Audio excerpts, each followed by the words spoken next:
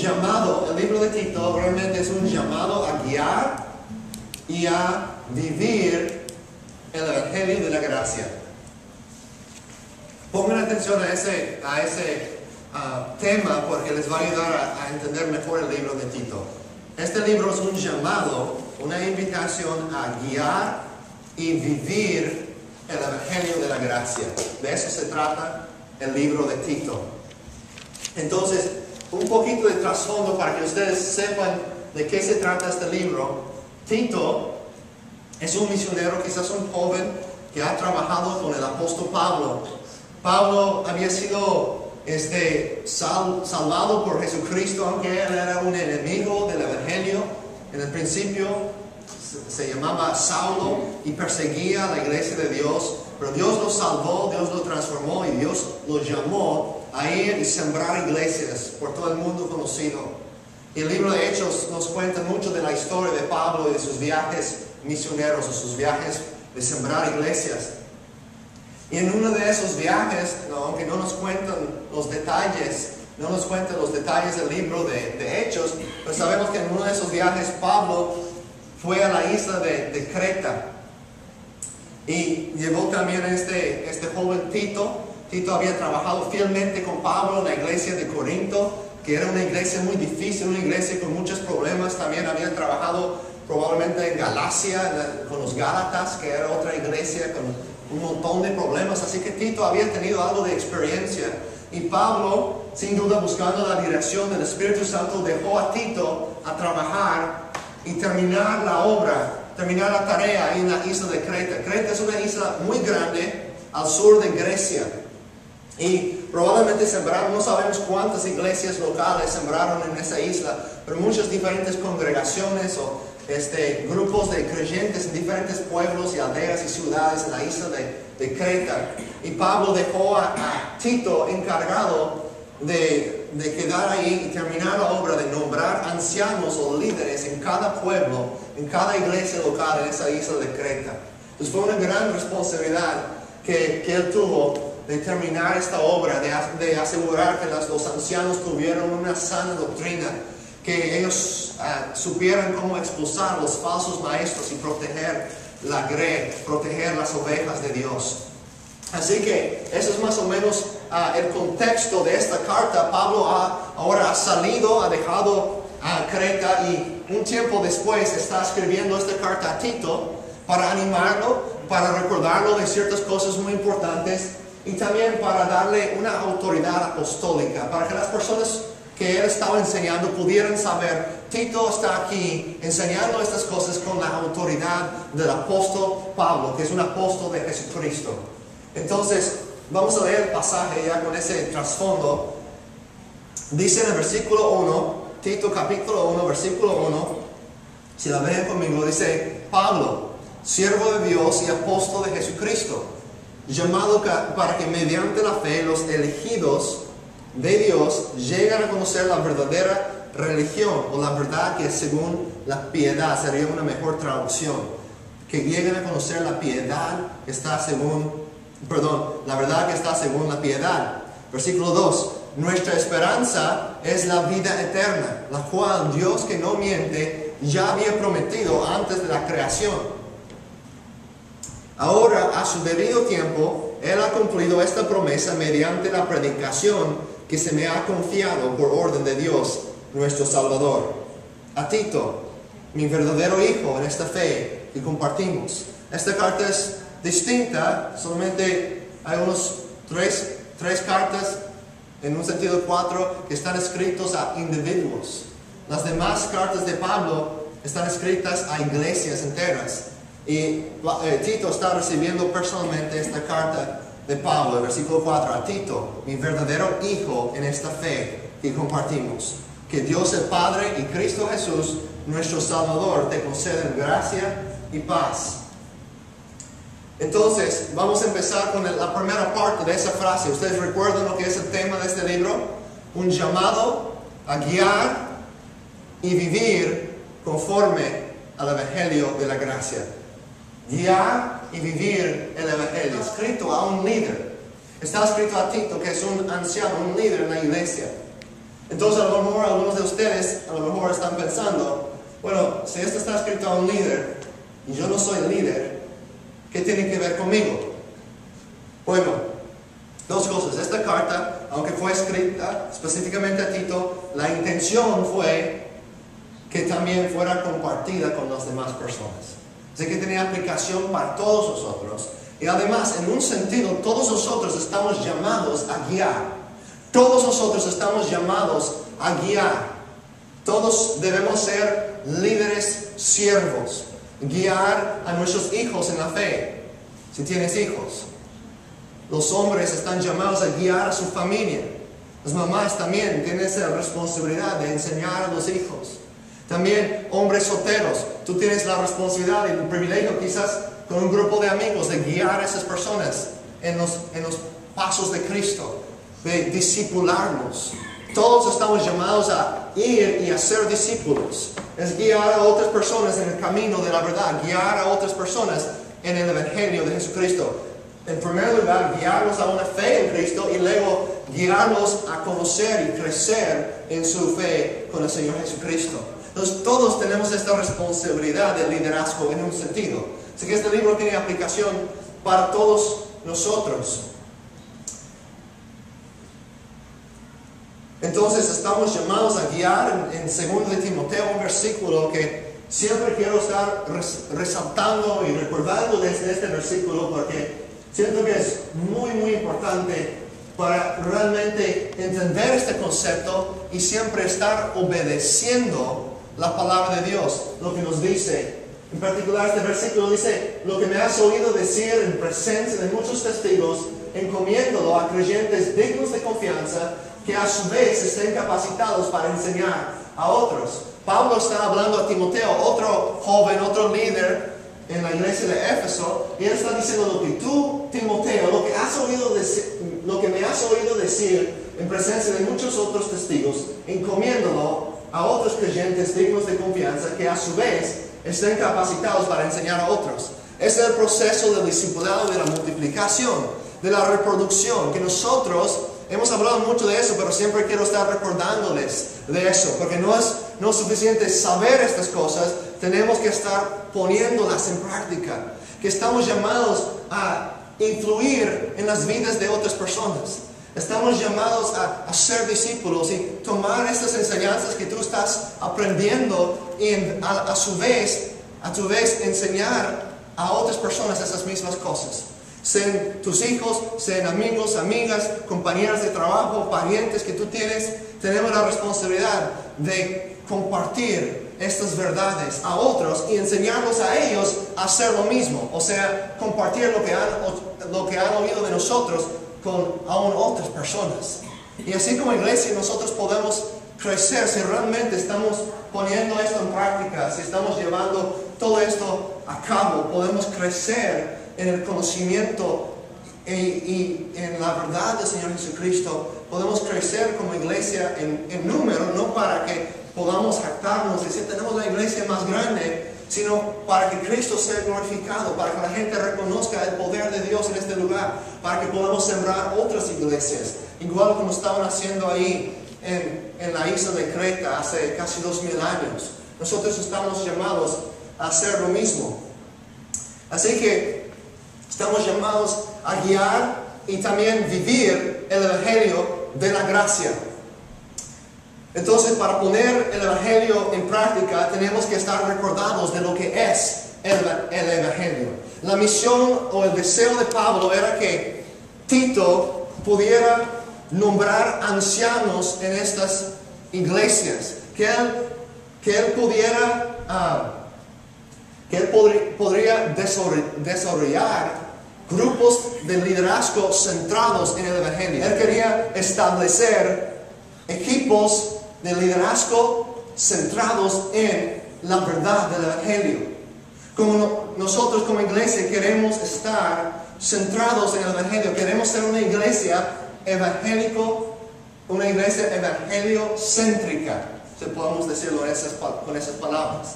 Queremos ser una iglesia que predique el Evangelio, que vive, que viva el Evangelio, que demuestre el Evangelio con nuestras vidas. Una iglesia centrada en las verdades del Evangelio. Entonces, si queremos hacer todo eso, y además, ustedes como individuos, cada uno de ustedes está llamado también a vivir conforme al Evangelio, que sus vidas sean evangeliocéntricas. Y si vamos a lograr eso, si lo vamos a hacer, tenemos que estar recordados de lo que es el Evangelio, ¿verdad? Así que una pregunta importante en este punto es, ¿qué es el Evangelio? Sabemos la palabra Evangelio significa buenas nuevas o buenas noticias. Entonces vamos a ver unos puntos acerca de qué es el Evangelio para que nosotros entendamos qué es el Evangelio, para que lo podamos poner en práctica y vivir el Evangelio, vivir conforme a estas verdades, vivir en piedad. Eso se trata este libro, para la gloria de Dios. Así que en primer lugar, nosotros necesitamos recordar, y en los próximos versículos, Pablo contesta la pregunta de lo que es el Evangelio. Pero si notan, cuando él empieza hablando, él dice, yo soy un apóstol de Jesucristo. Y como hemos dicho muchas veces, todo se trata de Cristo, todo se trata del Señor Jesús. Cristo es el héroe de la historia. Él es el centro de la Biblia, el tema central de toda la Biblia. Entonces el Evangelio, si no recuerdas ninguna otra cosa, debes de recordar esto. La respuesta más sencilla es esta. El Evangelio se trata de la persona y la obra de Jesucristo. El Evangelio se trata de la persona y de la obra de Jesucristo. En otras palabras, quién es Jesús y lo que Él ha hecho. ¿Quién es Jesús y lo que Jesús ha hecho? Eso es el Evangelio. No se trata de lo que somos nosotros o lo que nosotros hemos hecho, no. Sino de quién es Jesús y lo que Jesús ha hecho por nosotros, en particular su muerte y su resurrección. Eso es el Evangelio. Esa es la respuesta más sencilla. Pero Pablo va explicando en más detalle algunas verdades importantes de lo que es el Evangelio. La segunda cosa que notamos es que el Evangelio es un regalo de Dios. Quiero que lean otra vez el versículo 1. Noten ahí, dice, Pablo, siervo de Dios y apóstol de Jesucristo, llamado para que mediante la fe los elegidos de Dios lleguen a conocer la verdad que según la piedad. Entonces, vamos a pararnos ahí por un momento. Dice, para que mediante la fe los elegidos de Dios, los que son escogidos por Dios, lleguen a conocer la verdad que es según la piedad. Quiero llamar su atención a esa palabra, elegidos. Esta palabra nos ayuda a entender que el Evangelio es un regalo, es por gracia. En otras palabras, no estamos aquí, no estamos siguiendo a Jesucristo porque somos tan inteligentes, porque somos más inteligentes que las demás personas, porque hemos descubierto la verdad y ellos son tan faltan de inteligencia y por eso no lo creen. La Biblia nos enseña que nosotros creemos en el Evangelio por la gracia de Dios. Es por gracia. Dice Pablo en Efesios 2, versículos 8 y 9, que es por gracia que ustedes han sido salvados. Gracia, ¿qué es? Favor inmerecido. El favor que Dios nos da, que tú y yo no merecemos. Por gracia ustedes han sido salvados mediante la fe. Esto no procede de ustedes, sino que es un regalo de Dios, no por obras, para que nadie se jacte. Entonces, el Evangelio es un regalo de Dios y habla aquí de los elegidos. Nosotros somos escogidos por Dios y por eso creemos. Es una verdad, lo llamamos la doctrina de la elección. Jesucristo habla de eso en Juan capítulo 15. Dice a sus discípulos, ustedes no me escogieron a mí. No me escogieron ustedes a mí, sino que yo los escogí a ustedes. También en Efesios capítulo 1, Pablo dice, Dios nos escogió en Él, en Jesucristo, antes de la creación del mundo, para que seamos santos y sin mancha delante de Él. En amor nos predestinó para ser adoptados como hijos suyos por medio de Jesucristo, según el buen propósito de su voluntad. Entonces, esos versículos nos enseñan que Dios realmente es el autor de nuestra salvación. Nosotros estuvimos huyendo de Dios. No lo estuvimos buscando. Y Dios nos vino a buscar. Dios nos vino a rescatar a nosotros. Entonces, Cristo es el autor de nuestra salvación. Eso no significa que no somos responsables para creer en el Evangelio. Somos responsables para creer. Los que rechazan a Cristo son responsables por su decisión que ellos toman. Y nadie en el infierno va a decir, pues yo estoy aquí porque Dios no me escogió. Ellos han escogido eso. Pero nosotros, que somos el pueblo de Dios, podemos saber que si no fuera por su gracia y por su elección, nosotros no estaríamos aquí. No seríamos su pueblo. Somos responsables, sí, pero necesitamos reconocer que es un regalo de Dios. Es un regalo que Dios nos da. Es por gracia.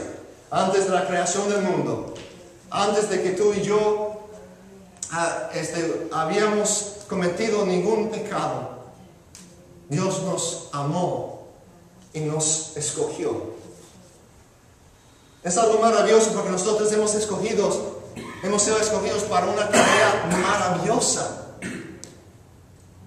Hemos sido escogidos para la tarea más importante que hay en el mundo. Todos nosotros. Es un privilegio sobre todos los privilegios.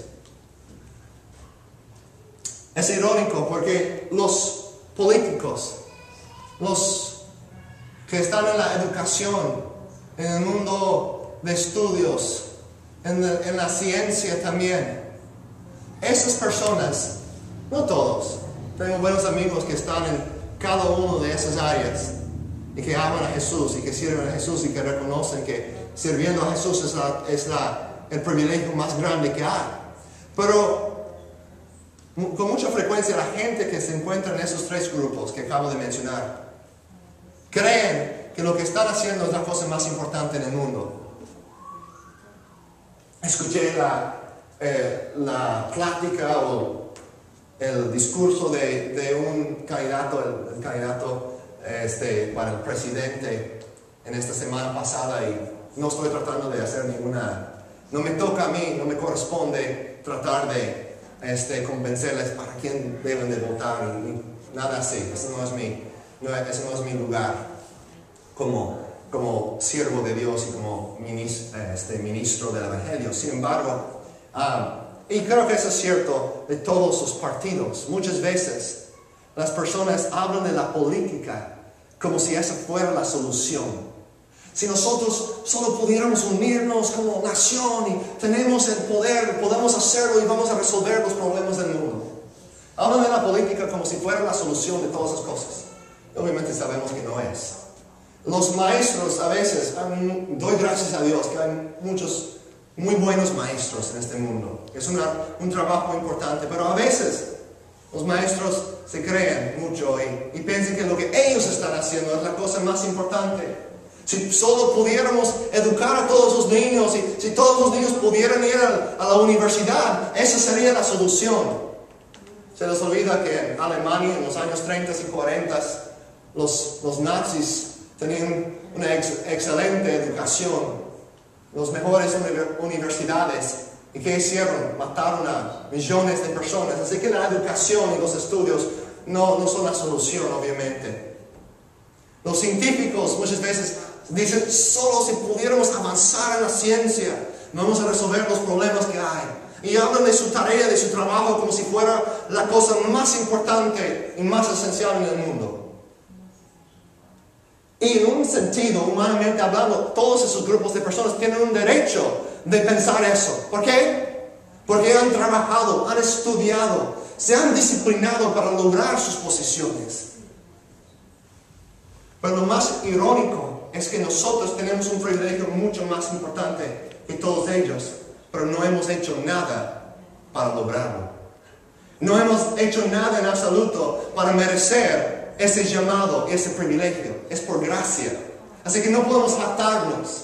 No puedo jactarme en mi sabiduría, en mi inteligencia en mis recursos, en lo que yo tengo. La única cosa en la cual me puedo jactar, en la cual me puedo gloriar, es en la cruz de Cristo. Me glorío en la cruz, en Jesús, porque es por Él, es un regalo, por gracia que somos salvos. Así que el Evangelio es un regalo de Dios, se trata de Jesús, y además el Evangelio nos da el poder para obedecer a Dios. El Evangelio nos da el poder para obedecer a Dios. Esa es la última parte del versículo 1, dice, para que los elegidos de Dios lleguen a conocer la verdadera religión, o como les dije, me gusta más la otra traducción que dice, la verdad que es según la piedad. Es lo que literalmente dice el griego. La verdad que es según la piedad. En una traducción lo dice de esta forma, creo que es un poquito más fácil de entenderse, para conocer la verdad que les muestra cómo vivir una vida dedicada a Dios. Entonces, ¿está confundido con la frase qué es la verdadera religión o qué es la verdad que es según la piedad? Esta frase lo explica un poquito más claro. Dice, a conocer la verdad que les muestra cómo vivir una vida dedicada a Dios. O sea, el Evangelio nos ayuda a vivir una vida dedicada a Dios. El Evangelio nos da el poder para obedecer, para vivir en piedad, vivir con Jesús. Vamos a mostrar unos versículos que ilustran, que enseñan esto. 1 Corintios. Está hablando aquí Pablo. Dice, admito que yo soy el más insignificante de todos los apóstoles y que ni siquiera merezco ser llamado apóstol, porque perseguí a la iglesia de Dios. Pero por la gracia de Dios soy lo que soy. Dice, soy lo que soy por la gracia de Dios. Es por gracia, favor inmerecido. Y la gracia que Él me concedió no fue infructuosa. Al contrario, he trabajado con más tesón que todos ellos. Parece que Pablo se está jactando. Dice, yo he trabajado con más tesón, he trabajado más duro que todos ellos. Aunque no yo, sino la gracia de Dios que está conmigo. Nosotros somos responsables por responder en fe y obedecer a Dios. Pero cuando respondemos por fe, sabemos que es solo por la gracia de Dios. Es el poder de Dios, el poder del Evangelio, obrando en nosotros. Otro versículo en Filipenses, Pablo también nos enseña esto.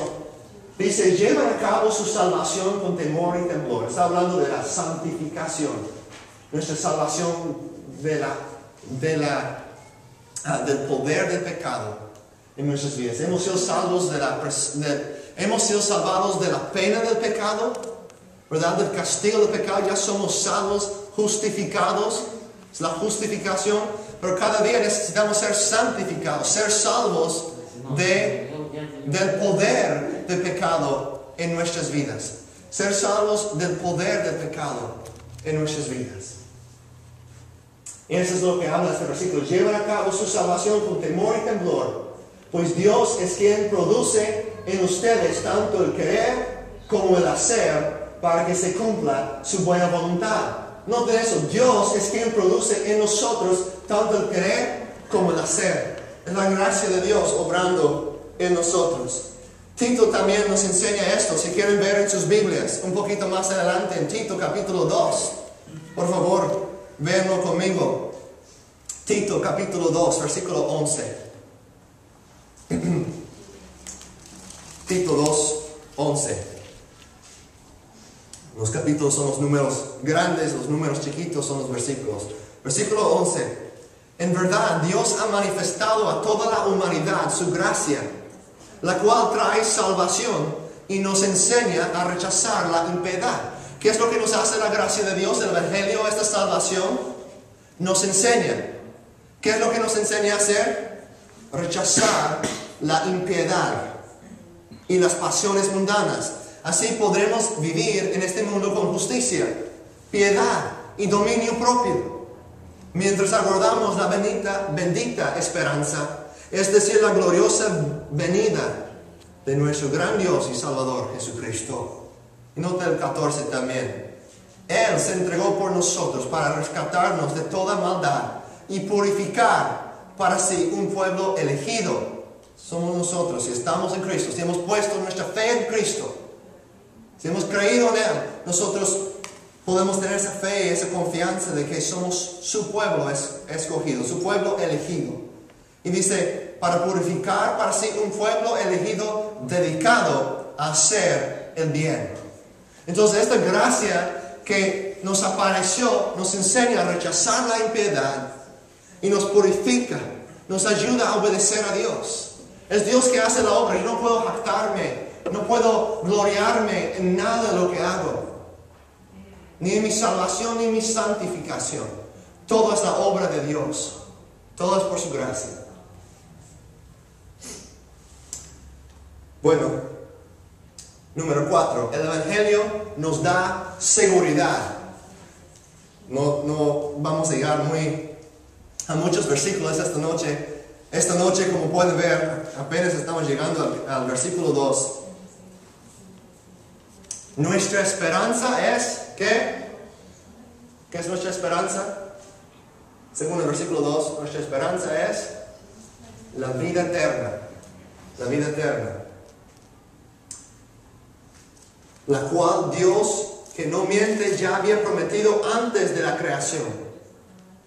Entonces, el Evangelio nos da seguridad. ¿Cómo? Esta palabra, cuando dice la esperanza, en nuestro lenguaje de hoy, en el español, el castellano de hoy, igual en inglés, la palabra que usamos, hope o esperanza, esa palabra realmente no contiene el mismo sentido que tiene en la Biblia. Eso no está hablando de la idea, por ejemplo, si tú dices, espero que un día esto me pase, espero un día hacer esto o aquello, es como algo que no es muy seguro, ¿verdad? Es algo como, quizás te gustaría hacerlo, pero no es nada seguro. Tengo la esperanza de ir a México un día, pero no sabes si lo vas a lograr o no, ¿verdad? O sea, esa palabra esperanza en nuestro lenguaje de hoy no tiene el mismo sentido a veces que tiene en la Biblia. En la Biblia esa palabra esperanza habla de algo que sabemos. Es algo de lo cual podemos estar seguros. Una mejor traducción sería así. Que nos da esta salvación, esta gracia, nos da la confianza, nos da, en vez de esperanza quizás podríamos decir, nos da la confianza de que tenemos la vida eterna. Entonces nos asegura. A veces usamos esperanza en ese sentido, pero a veces confunde también. No es que ojalá un día voy a ir al cielo. No, tengo la confianza, la plena confianza de que soy salvo, que tengo la vida eterna. Es lo que dice, es lo que quiere decir Pablo con esta frase. ¿Sí me explico?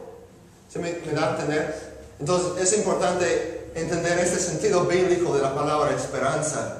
Entonces algo seguro, de lo cual podemos estar seguros, es confianza en la promesa de Dios. Entonces dice, la cual Dios, que no miente, ya había prometido desde los tiempos eternos, desde antes de la creación. En Romanos capítulo 8, versículo 29, quiero llamar su atención a este versículo. Porque a los que Dios conoció de antemano, también los predestinó a ser transformados según la imagen de su Hijo. Entonces nosotros hemos escogido para ser como Jesús, para que Él, es decir Jesús, sea el primogénito entre muchos hermanos. Y noten este versículo 30. A los que predestinó, también los llamó. A los que llamó, también los justificó. Y a los que justificó, también los glorificó. La glorificación habla de la salvación futura, cuando ya somos salvos de la presencia del pecado. Tenemos justificación, santificación y glorificación. Salvación del pecado en el pasado, salvación del pecado en el presente y salvación en el futuro. Ya de toda la presencia del pecado. Entonces hemos sido salvados, estamos siendo salvados y vamos a ser salvados, en otras palabras. Entonces, cuando la Biblia habla de glorificación, está hablando de la salvación en el futuro, cuando ya estemos en la presencia de Dios. Ya completamente salvos de la presencia del pecado. Y nota, cuando aquí en este versículo habla de la glorificación en el pasado, dice, a los que justificó también los glorificó. ¿Cómo es eso? Dios está fuera del tiempo. Él no está limitado como nosotros, es un Dios eterno. Y en los ojos de Dios, Él nos ve ya glorificados. Es decir, el hecho de que tú vas a estar en el cielo es algo ya seguro en los ojos de Dios. Es un hecho para Él. Dice, yo veo a Natán ya glorificado en un sentido. Ya su glorificación futura es tan segura que yo lo puedo hablar de ese hecho como un evento pasado. Porque lo logré por mi muerte en la cruz. Cristo nos compró con su sangre. Entonces eso nos debe dar seguridad. Quizás estos versículos, estas frases, predestinar y justificar, quizás eso te confunde o estás pensando qué es exactamente lo que quiere decir todo eso. Si no entiendes ninguna otra cosa, entiende eso. Este versículo nos da esperanza y da gloria a Dios. Da gloria a Dios porque sabemos que es todo de Él y no de nosotros. Y nos da esperanza porque nosotros podemos saber que si Dios nos ha llamado y si nos ha justificado, que también nos ha glorificado. Que tenemos este tipo de esperanza. Una esperanza viva, una esperanza verdadera. Porque esta esperanza está colocada en un Dios vivo, el Señor Jesucristo.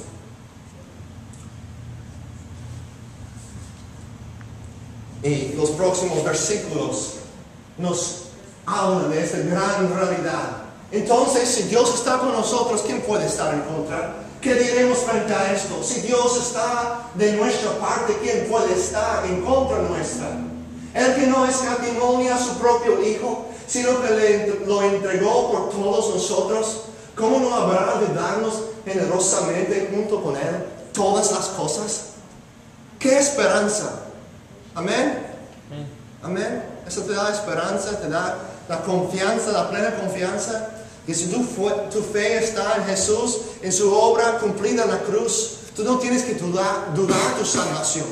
Si estás viviendo en piedad y sabes que puedes ver la evidencia del Espíritu Santo obrando en tu vida, tú puedes saber que Dios te ha llamado. Y que si te ha llamado, también te ha justificado y también te ha glorificado.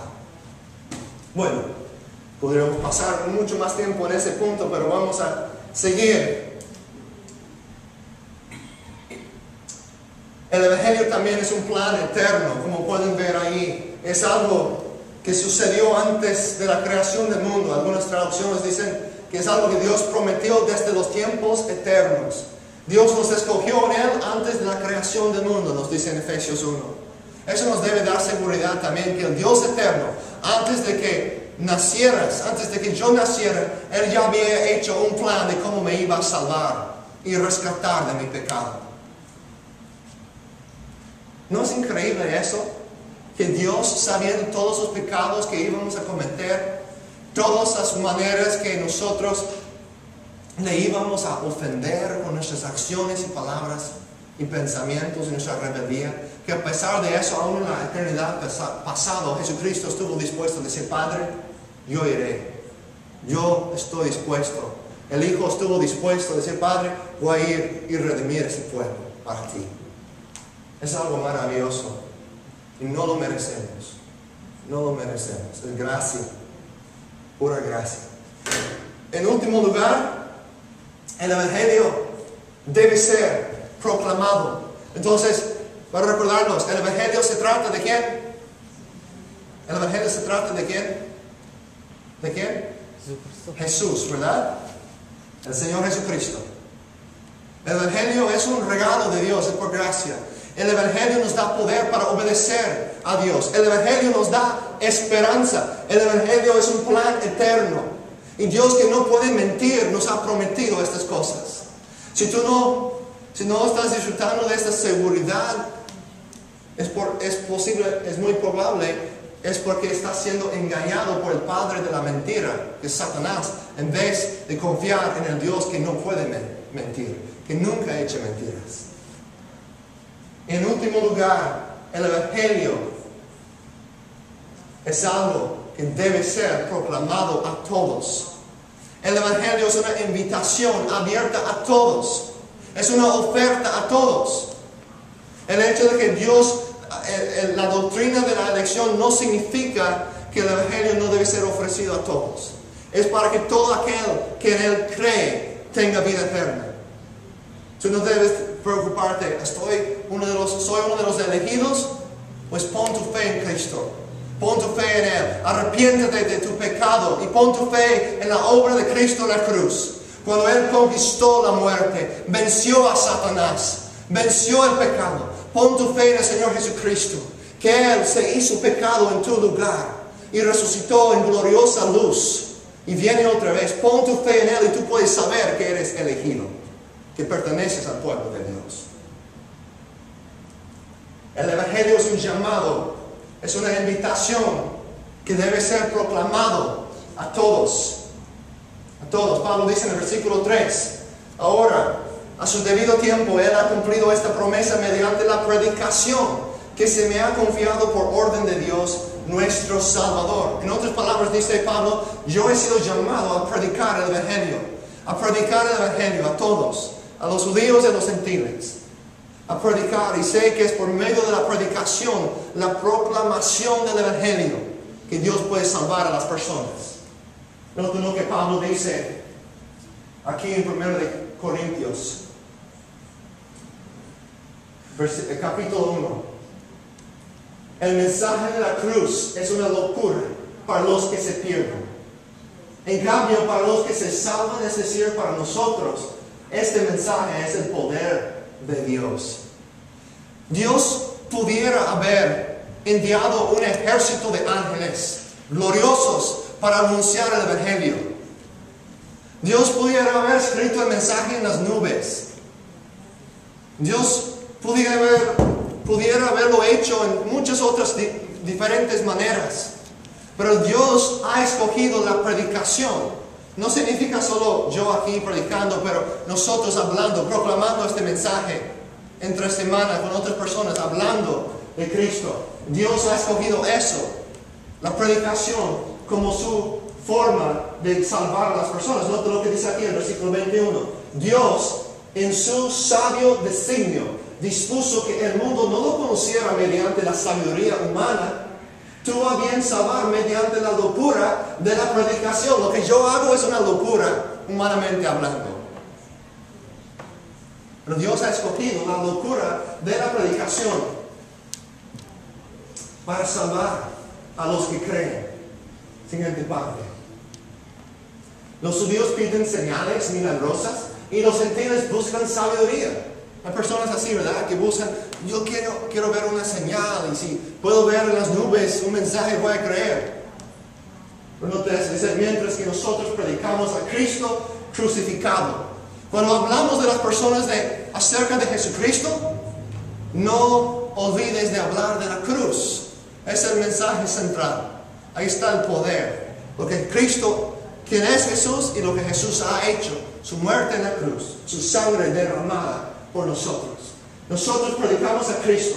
Este mensaje es motivo de tropiezo para los judíos y es locura para los gentiles. Pero para los que Dios ha llamado, lo mismo judíos que gentiles, Cristo es el poder de Dios y la sabiduría de Dios. Dios ha escogido la predicación. Nos ha escogido a nosotros para ser los embajadores, los mensajeros de su mensaje aquí en la tierra.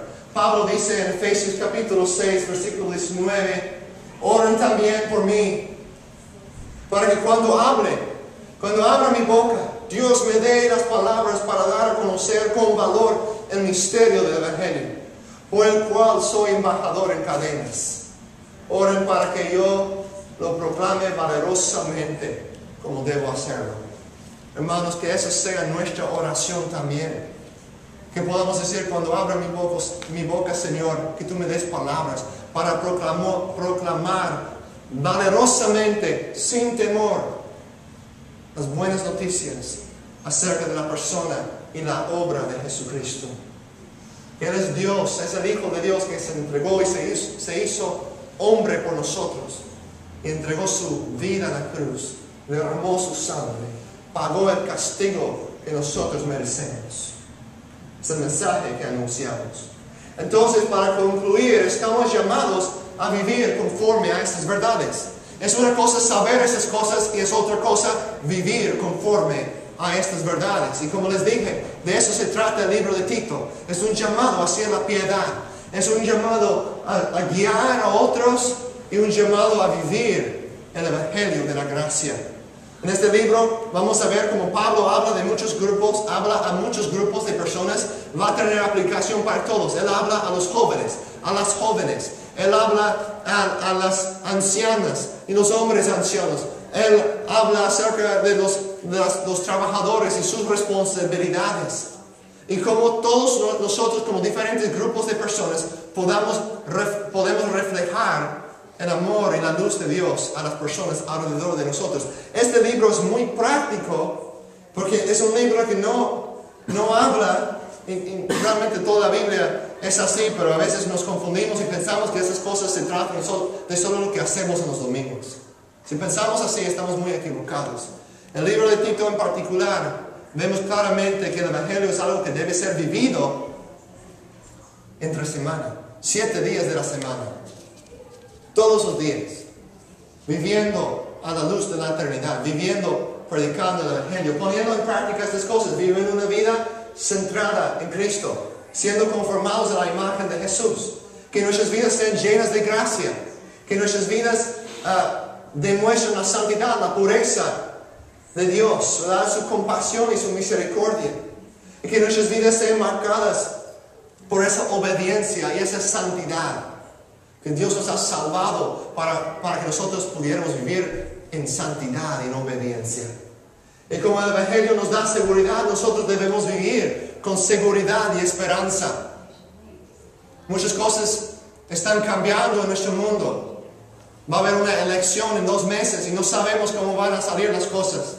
Hay muchas personas, yo he observado bastante gente que andan bastante preocupadas por todas esas cosas. ¿Quién va a ganar? ¿Y qué va a pasar si él gane? ¿O qué va a pasar si quedamos con Obama? ¿O qué va a pasar con Romney, si es el presidente? De los dos lados, las personas andan preocupados. ¿Qué va a pasar? Como creyentes en Cristo Jesús, no debemos ser indiferentes a esas cosas. No estoy diciendo que debemos ignorar completamente el mundo político. Sin embargo, nosotros debemos reconocer que nuestra esperanza no está en ningún hombre. Nuestra esperanza está en un hombre que es Dios, un hombre exaltado, Jesucristo. Nuestra esperanza está en Él. Él es el que gobierna a los reyes de la tierra, el soberano Dios. Y pasa lo que pasa con la elección en los próximos años en este país, en otros países, y en México, con todos los problemas que están pasando ahí, con los narcos, pase lo que pase con toda esa situación. Nosotros sabemos que servimos a un rey, el rey de reyes, Señor de señores. Él es soberano, Él tiene control. Y no tenemos que perturbarnos y preocuparnos con las cosas, los acontecimientos alrededor de nosotros. Vamos a tener fe en nuestro Dios, que tenemos una esperanza más allá de este mundo. Y las personas deben de ver esta esperanza en nosotros. No sé, quizás no estás preocupado por esas cosas que acabo de mencionar, pero quizás hay otras preocupaciones que tú tienes. Entrégalos a Dios, pon tu fe en Él y reconoce que tu esperanza no está en las cosas terrenales, sino en Jesucristo. En último lugar, como el Evangelio debe ser proclamado, es algo que debemos hacer, no solamente entender, el Evangelio debe ser proclamado, sino ir y hacerlo. Responder en obediencia. De nada sirve si esos hechos quedan en nuestras mentes. Tenemos que llevarlos a cabo. Tenemos que, por la gracia de Dios, ponerlas en práctica. Vivir el Evangelio con nuestras acciones y nuestras palabras. Y para terminar aquí con el versículo 4. Pablo dice a Tito, mi verdadero hijo en esta fe que compartimos. Les hago la pregunta, ¿cuántos de ustedes tienen hijos o hijas en la fe? ¿Cuántos hijos o hijas en la fe tienes? Cuando nosotros tenemos el privilegio de guiar a otra persona a los pies de Cristo, enseñar a esa persona en los caminos de Dios, conducirlos en el proceso del discipulado, que lleguen a conocer a Cristo y vivir como Cristo y amar a Cristo, esas personas en un sentido son como nuestros hijos espirituales, hijos e hijas espirituales en la fe. ¿Cuántos tienes? Es algo que debemos estar haciendo, es el mismo concepto de ese versículo de 2 de Timoteo 2:2, de tomar lo que estás aprendiendo esta noche e ir y enseñar a otros, proclamar el Evangelio a otros, y cuando las personas creen, llevarlos en el proceso del crecimiento para que conozcan más y más de la palabra de Dios y que vivan también para compartir este mensaje con otros. Y dice en las últimas palabras del versículo 4, que Dios el Padre y Cristo Jesús, nuestro Salvador, te concedan gracia y paz. Así que por la gracia de Dios, nosotros podemos, por la gracia de Dios, por su favor inmerecido, podemos guiar a otros en el camino de la fe. Y podemos vivir el Evangelio de la gracia cada día, reflejar la verdad de Cristo Jesús, vivir en piedad, vivir en pureza, en santidad, viviendo como Jesús, siendo transformados a su imagen. Lo podemos hacer únicamente por la gracia de Dios. Pero Dios quiere, Él desea, Él nos ha llamado para santificarnos, para que nosotros lleguemos a ser como Jesús y le glorifiquemos con nuestras vidas. Así que a nosotros nos toca entregarnos a Él, decir: Señor, haz tu obra conmigo. Haz conmigo como tú quieres, Señor. Úsame en mi trabajo, en mi escuela, con mis amigos, con mis vecinos, mis parientes. Úsame, Señor. Con mis hijos, úsame, Señor. Ayúdame a ser un embajador, un ministro de Jesucristo cada día por tu gracia. Vamos a terminar con una oración.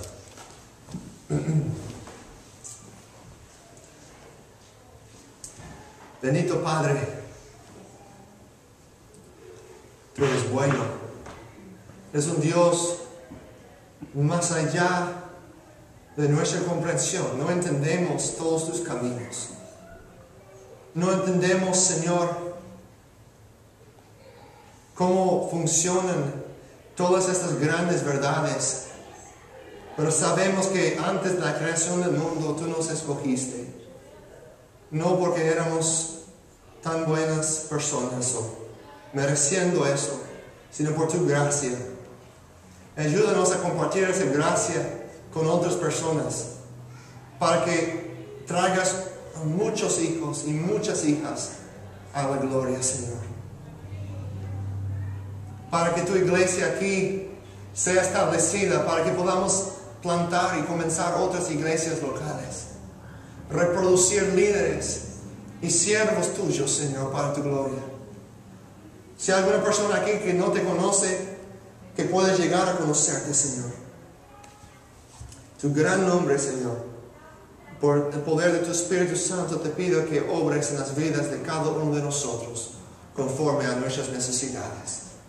Gracias por tu sacrificio, Señor Jesús, que derramaste tu sangre por nosotros, entregaste tu cuerpo, hiciste pecado en nuestro lugar, para que mediante tu sufrimiento, para que mediante tu sacrificio pudiéramos tener vida eterna, esperanza, la confianza, la plena confianza que te pertenecemos, Señor, y que nada ni nadie nos puede arrebatar de tus manos.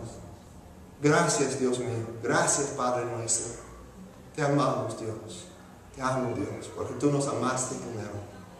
Nadie es como tú. Gracias en el nombre de Jesús. Amén.